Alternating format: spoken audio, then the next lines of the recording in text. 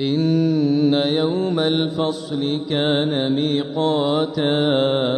يوم ينفخ في الصور فتأتون أفواجا وفتحت السماء فكانت أبوابا وسيرت الجبال فكانت سرابا إن جهنم كانت مرصادا للطاغين مآبا لابثين فيها أحقابا لا يذوقون فيها بردا ولا شرابا إلا حميما وغساقا جزاء وفاقا إنهم كانوا لا يرجون حسابا وكذبوا بآياتنا كذابا وكل شيء أحصيناه كتابا فذوقوا فلن نزيدكم إلا عذابا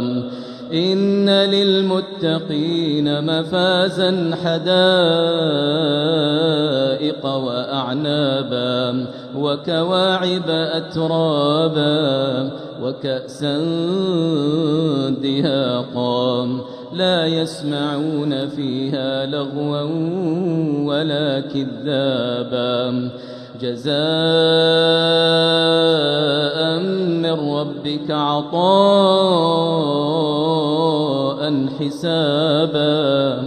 رب السماوات والأرض وما بينهما الرحمن لا يملكون منه خطابا يوم يقوم الروح والملائكة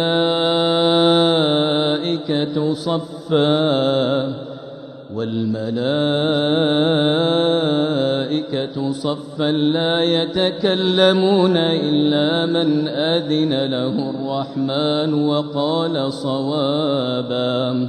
ذلك اليوم الحق فمن شاء اتخذ إلى ربه مآبا إنا